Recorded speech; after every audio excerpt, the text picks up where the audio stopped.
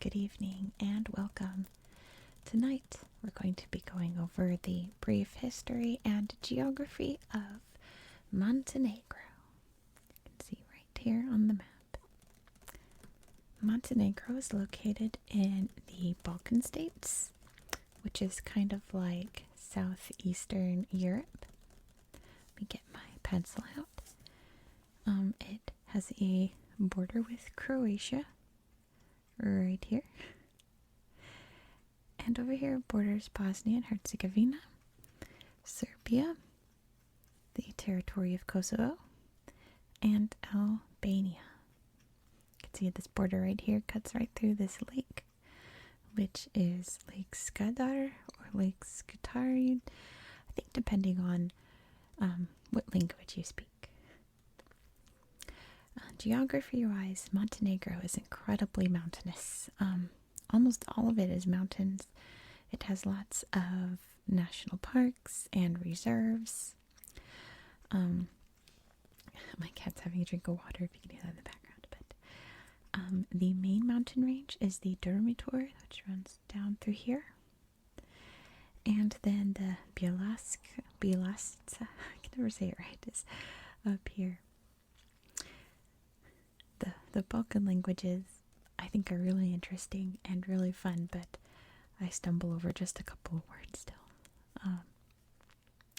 The flattest part of Montenegro is right around here. It is the Zetta Plain, and that is because the Zetta River flows through this area. And the capital city is located here. It's Podgorica. But the ancient capital of Montenegro is right here. It's Cetinje. It still has a lot of ancient sites and places where like historical things can be found, basically. It does have this wonderful coastline here on the Adriatic Sea, the Mediterranean. Lots of beaches and things like that. A couple of very teeny tiny islands dotting around it also. But the biggest geographic place of importance on the Montenegrin coast is right here. This is the Bay of Kotor, which you can see right here, Kotor. The Bay of Kotor. Very huge, big, almost like San Francisco Bay. Looks like a little San Francisco right there. But it has, San Francisco just has like one channel, and the Bay of Kotor has two. 1 and 2 right there. Let's see. Oh, the largest lake. Oh, I mentioned the lake. Never mind. The longest river is the Tara River, which flows right down through here. You can see the Tara. It's a nice, beautiful, long river flowing through the mountains. And, the tallest mountain is right on the border of Albania. It is located right here. It is called Zakolata. And, in terms of geography, that's pretty much it. Just lots of big mountains, lots of beautiful rivers. It's a very gorgeous country. I don't have any books or pictures to show you of it, and I really wish I did, because it's such a beautiful country, beautiful beaches. Very interesting in terms of geography and wildlife, and there's lots of like mountain climbing in Montenegro, lots of interesting peaks to climb in the mountain ranges. But let's get into its history. So, Montenegro has gone by many different names. It is not called Montenegro in Montenegro. It is called Crna Gora. Like I said, lots of different names. The first name that this territory went by was called Illyricum. At least one of the earliest that I can find. And that was named after the Illyrian people that lived here. The Romans came and took over this territory in the 2nd century BCE, and they're the ones that named it Illyricum after the Illyrian people. And once the Roman Empire fell, it was divided into two halves, the Western Roman Empire and the Eastern Roman Empire, which was eventually called the Byzantine Empire. And the line between these cuts pretty much through what is now Montenegro. So the western half was considered, Western Roman. The eastern half was Byzantine. The Western Roman Empire was pretty much overran by barbarian tribes, like the Vandals were in Africa. There were the Visigoths. I mean, a long list, but it pretty much rang true in this territory as well. In the 6th century, the Slavs immigrated into this whole territory of the Baltics. No one knows where the Slavs came from technically, but they definitely migrated down into this territory. And in what is now Montenegro, they had formed a small kingdom called Duklja. It's spelled like a billion different ways, but it's pretty much how it's pronounced, I figure. And they actually managed to gain independence from the Byzantine Empire in 1042. And like I said, this is a very brief history, so I'm not going to get into any extreme details because I could go a lot more into the kingdom and the kings, so forth, but it's just a brief one. So, 1186, this area was under the control of the Amanich dynasty. Stefan Nemanja being like the most prominent ruler, which you can learn a lot more about if you watch my History of Serbia video. So it was under the control of the Serbian Empire. And after that fell apart, a noble family took power. They were known as the Balshiches. The Balshiches. Again, I'm getting good at speaking all these different languages in the Balkans, but I stumble over just a couple of words. The Balshiches. And they formed their own, basically like a kingdom in layman's terms, and they called it Zetta River, what have you. And it's around this time that we get the name of Crna. But the Ottoman Empire came through the region, and they wound up taking over this area in 1496. But it wasn't all of modern Montenegro, because there were some coastal areas, mainly around over here, that was actually in control of the Republic of Venice. If you don't know your Italian history, Italy didn't unify until way late in modern history. It was a bunch of different, not countries, but just like territories that were their own independent selves. So the Republic of Venice was in control of this area, and they're the ones that named it Montenegro, which means Black Mountain in Venetian Italian. And they stayed in control of this territory until, I think it was like 1779, I believe, for quite a while. But eventually their republic fell apart. And eventually the people in this territory waged a war against the Ottomans to gain peace. I just skipped over like a lot of history. Apologies to any Montenegrins who are like, you didn't mention Prince Danilo or anything. Like, this is just a brief history.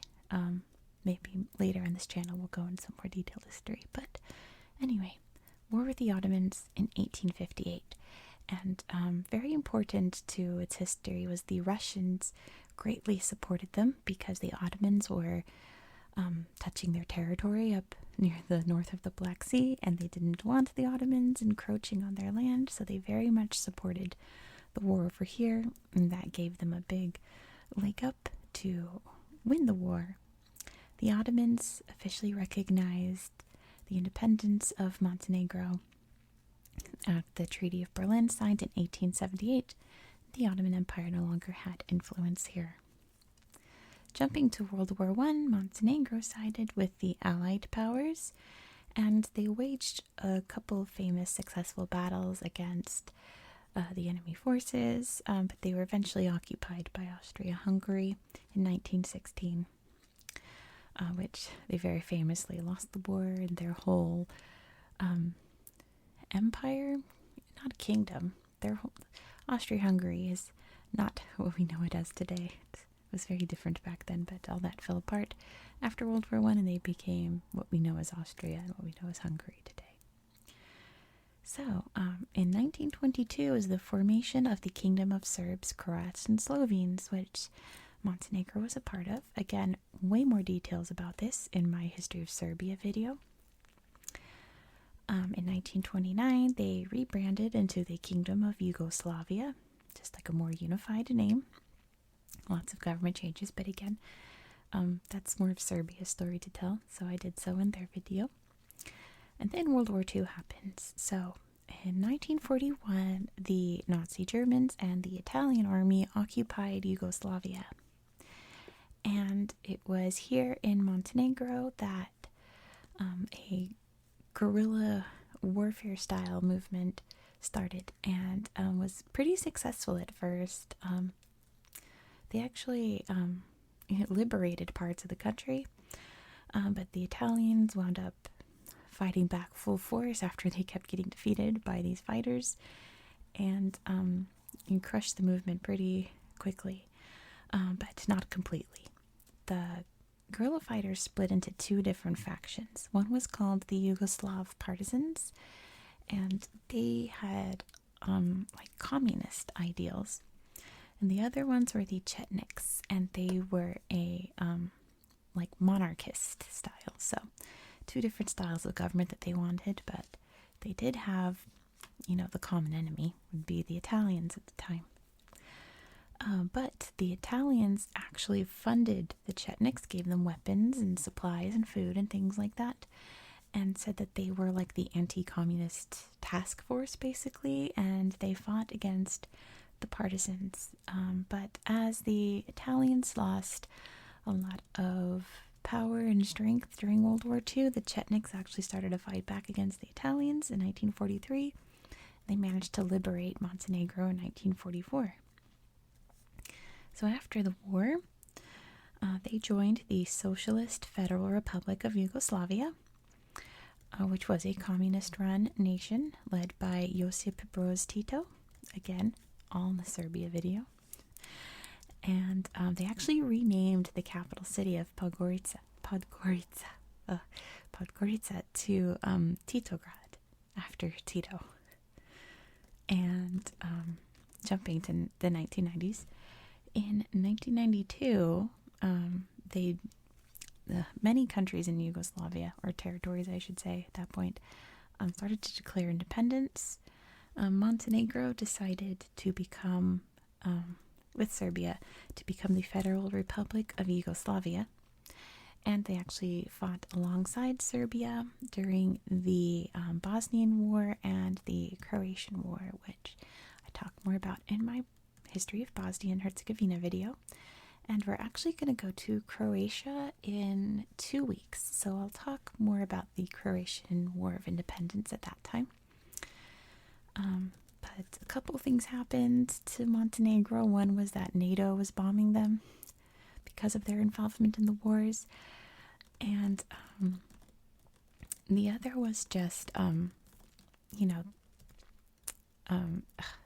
yes, Slobodan Milosevic was just not a very cool guy, historically speaking. And Montenegro's leader at the time was named Milo Djukanovic. And, he started to kind of pull back his ties with Milosevic. And eventually, in 2002, they came to the Belgrade Agreement, and they became one country of Serbia and Montenegro. And they did that with the idea that in 3 years after the agreement became official, Montenegro would hold an independence vote. And they did so in 2006. And on May 1st of 2006, they did vote for independence, and they became their own country of Montenegro. Economically, Montenegro has been doing pretty well. They wound up joining NATO. They're in long talks to join the EU, but that's not going to happen anytime soon. Probably not until like a couple more years. But politically, there's a bit of an upset. So Milo Djukanovic wound up getting reelected in 2018. He is considered an incredibly corrupt politician and has definite ties with organized crime. It led to many protests against his regime, basically, in 2019. His rule over Montenegro is considered a hybrid regime, so it's not a full like dictatorship or anything like that, but it's not considered a free democracy. So a hybrid regime is when a dictator-like figure tries to come to power but doesn't do so completely and is kind of tied to the shackles of democracy but still does dictator-like activity. He doesn't give a lot of freedom to the press anymore, and jails journalists, things like that, limiting freedom to people in the country. And the biggest one was in 2019 when he passed the law on religion, which basically made all the churches and Montenegro as a very like Orthodox Christian nation, with lots of beautiful ancient churches in them. Very beautiful, actually gorgeous ancient churches. Any of those that were made, I think it was before 1918, would officially become property of the country. And many people protested against this in the streets, which halted in March 2020 for obvious reasons. But that's pretty much where Montenegro is today. Again, I really wish I had some things to show you about Montenegro, but maybe another day. Today is just a day of brief history and geography. So that's it for tonight. I really wish I could show you more, but I can't. The Balkans are such interesting countries. I'm excited to go to Croatia later, but I don't have any books on Croatia either. Ugh, I'm so sad. Oh well. But it is what it is. Thank you so much for watching. I hope you found this video relaxing and educational, and I hope that you have a very good night.